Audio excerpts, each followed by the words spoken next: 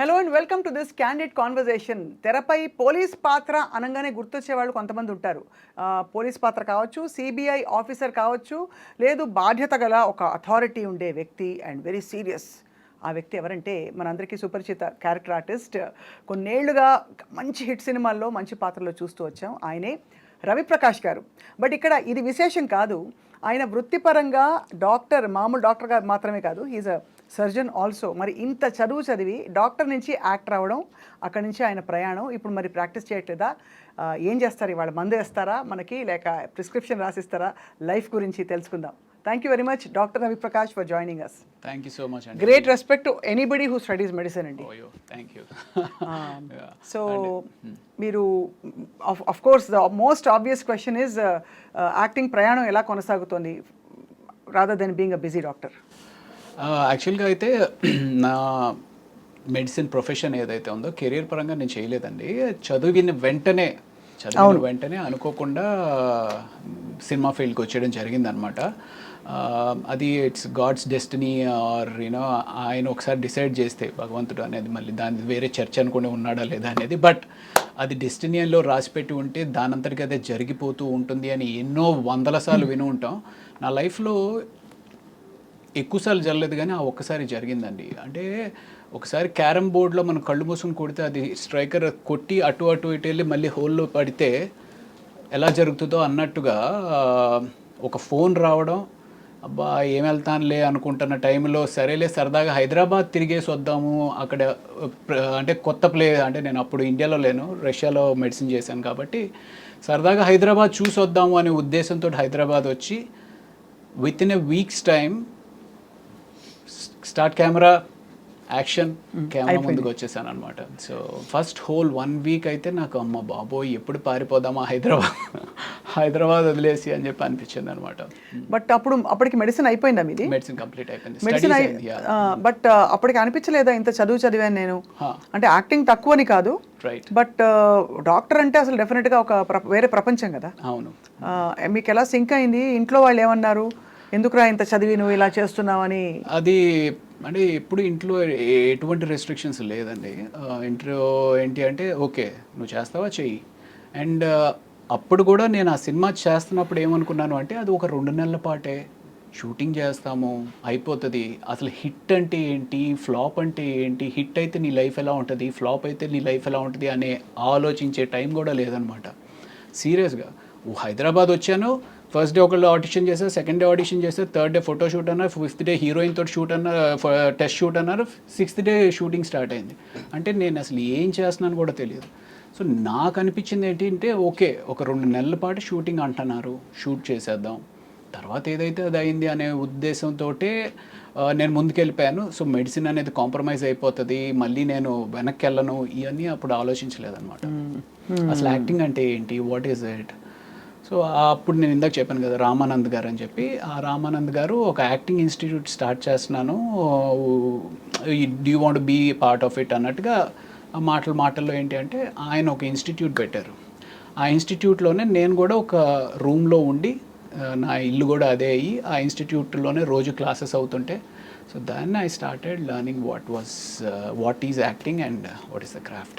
It's very surprising. అంటే after investing medicine అంటే 7 years కదా రష్యాలో? 7 years, right. Yeah, and tough life కదా రష్యాలో. టఫ్ లైఫ్ ఆ టైంలో. అందులో అప్పుడు సెల్ ఫోన్స్ లేవు, మీకు పెద్దగా అంత సెల్ ఫోన్ కాదండి. మేము రష్యాలో అక్కడి నుంచి ఇండియాకి ఫోన్ చేయాలి అంటే అట్లీస్ట్ 1.5 hour ట్రావెల్ చేసి మంచులో, ఏది -20 -30 degreesలో ట్రావెల్ చేసి అక్కడ సెంట్రల్ పోస్ట్ ఆఫీస్ అని ఉండేది. ఆ సెంట్రల్ పోస్ట్ ఆఫీస్ ఏంటంటే 9 to 9:30 50% డిస్కౌంట్ ఏదో ఉండేదన్నమాట. సో ఆ 50% discount only from 9 to 9:30. 9 to 9:30కి వెళ్ళేటప్పటికి ఒక పెద్ద లైన్ ఉండేదన్నమాట. సో అక్కడి నుంచి చేసి మళ్ళీ డబ్బులు ఎక్కడ ఎక్కువ ఖర్చు అయిపోతాయంటే నేను బాగానే ఉన్నాను, నాకేమి ఇబ్బంది లేదు అని చెప్పి ఒక 2 మాటలు చెప్పి ఫోన్ పెట్టాడు అంతే. ఫుడ్ ఎలా అడ్జస్ట్ అయ్యారు రవి గారు? ఇక్కడ నుంచి వెళ్ళే వాళ్ళు చాలా కష్టపడతారు, అందులో తెలుగు వాళ్ళు, కొంచెం తెలుగు భోజనం అలవాటైన వాళ్ళకి. ఆ రోజుల్లో ఇండియన్ కమ్యూనిటీ కూడా పెద్ద లేదు కదా అక్కడ. అప్పుడు ఏం లేదు. అంటే మేజర్గా అందరికీ అంటే మాకు చెప్పింది ఏంటి అంటే పచ్చళ్ళు అవి తీసుకుని వెళ్ళండి అన్నట్టుగానే. ఫస్ట్ ఆల్మోస్ట్ 2 వీక్స్ వరకు అక్కడ బ్రెడ్ అయితే దొరుకుతూ ఉండేది. ఆ బ్రెడ్ కూడా మనకు అలవాటు ఉండదు కదా. సో బట్ బ్రెడ్ పచ్చడి అనేది మాత్రం ఫస్ట్ 2 వీక్స్. మన చిన్నప్పుడు బ్రెడ్ అంటే జ్వరం వచ్చినప్పుడు పెడతారు. బ్రెడ్ పాలు అంతే. Correct correct correct. అలా అడ్జస్ట్ అయ్యారు. సో అలా కష్టపడ్డారు. అంటే ఇంచుమించుగా జ్వరం వచ్చినప్పుడు పరిస్థితి అక్కడ అనమాట. అంతా ఏం తెలియదు, విపరీతమైన చలి. సో యా, సో సర్వైవ్ అవ్వాలి అంటే ఏదో ఒకటి చేయాలి కదా అన్నట్టుగానే అనుకున్నాను. అంటే ఇన్ఫ్యాక్ట్ ఆ టైంలో నాకు ఎలా ఉండేది అంటే మెడిసిన్ వదిలేసాము, ఇంటికి తిరిగి వెళ్ళలేము అనే ఒక పిచ్చి పట్టుదలతో ఈరోజు పొద్దున్న 9 గంటలకు నేను ఇంటి నుంచి బయటికి వెళ్ళాను అంటే ఏదో ఒక సినిమాలో ఛాన్స్ ఓకే అయితే కానీ నేను ఇంటికి రాను అనుకుని బయట కారులో పడుకునిపోయిన రోజులు కూడా ఉన్నాయండి. అయ్యా. యా, అంటే నేను ఇంటికి వెళ్ళను, పొద్దున్నే వెళ్ళి స్నానం చేసేసి మళ్ళీ బయలుదేరతా అలా అనుకుని బయలుదేరి వెళ్ళి. యా, చాలా అయితే మీరు స్ట్రగుల్ అయ్యారు. Oh my God. But mentally what was your state of mind? అంటే ఎక్కడైనా I want go back to my profession, medicine నేను ప్రాక్టీస్ చేస్తాను, ఇంకా చదువుతాను అంటే ఒక 2 ఇయర్స్ దీని మీద ఇన్వెస్ట్ చేశాను అనమాట. 2 ఇయర్స్ ఇన్వెస్ట్ చేసిన తర్వాత ఇట్ వాజ్ మధ్యలో ట్రై చేశాను, మేబీ పీజీ ఏమైనా ట్రై చేసి ప్రిపేర్ అవుదాము, పోస్ట్ గ్రాడ్యుయేషన్ ప్రిపేర్ అవుదాము అనుకుని ఒక 2 వీక్స్ పుస్తకాలు తెరిచాను. బట్ ఒకసారి ఆ రిథమ్ బ్రేక్ అయితే మళ్ళీ ఆ రిథమ్ రావడానికి ఒక 3 నెలలు పడుతుంది. బట్ తర్వాత ఎక్కడో మీరు హౌస్ సర్జన్సీ చేశారని ఉంది. House surgery is just part of medicine కదా, ఫస్ట్ గ్రాడ్యుయేషనే కదా.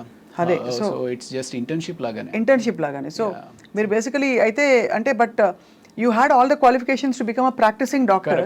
Correct correct. బట్ ఒక్కవేళ యాక్టింగ్ కాకుండా మీరు స్పెషలైజేషన్ తీసుకుంటే ఏం తీసుకునేవారు? నాకు ఎండోక్రోనాలజీ కానీ డర్మటాలజీ కానీ ఇంట్రెస్ట్ ఉండింది. ఓకే, డర్మటాలజీ చేస్తే బాగుండేది కదా మా అందరికి కూడా. మీరు ఏం చెప్పాలి.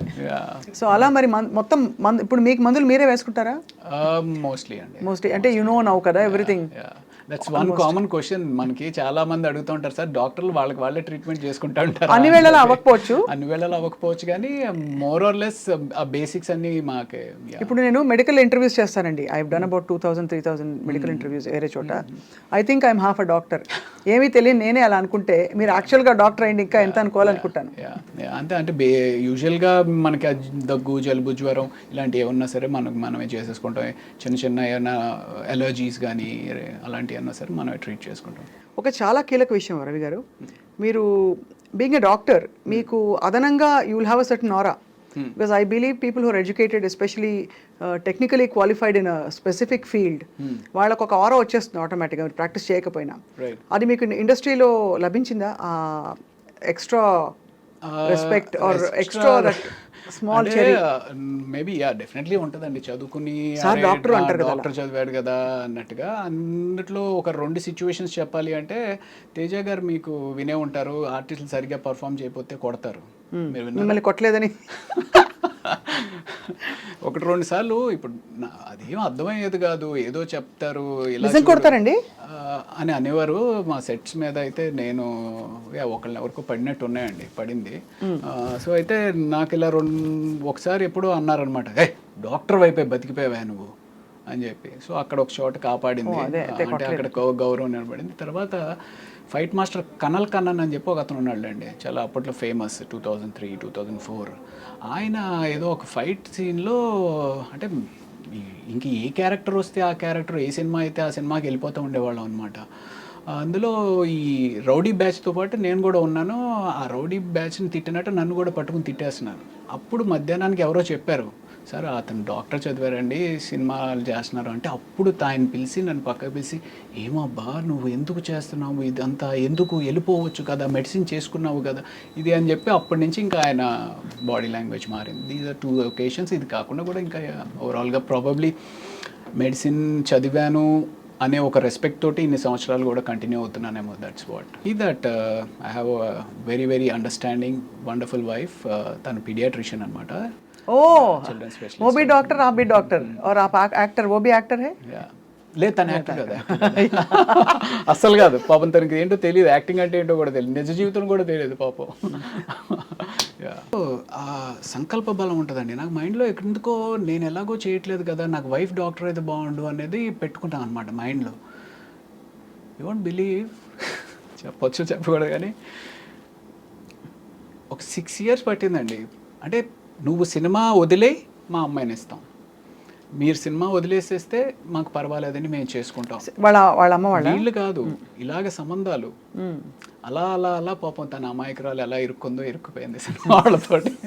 సో కాఫీ టీ తాగుతుంటారా రోజంతా? తాగచ్చా డాక్టర్ గారు? కాఫీ యాక్చువల్లీ మా వైఫ్ అలవాటు చేశారండి. ఇదివరకు నాకు లేదు.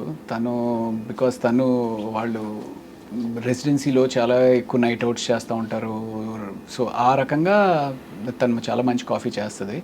సో ఆ రకంగా కాఫీ అలవాటు అయింది. Coffee is very good for health. అంటే once a day, that's what I have. Once a day అయితే నాకైతే డెఫినెట్గా మంచిదే అనిపిస్తుంది. నేను వన్స్ డే తాగుతానండి, కానీ ఎప్పుడు తాగినా ఇప్పుడే రోజు ప్రారంభం అనుకుంటా. ఓ cheers. Cheers. So I mean, I particularly believe that anything and everything has to be in balance. Ante. You know, let that be coffee, let that be money, let that be love, let that be alcohol. Anything has to have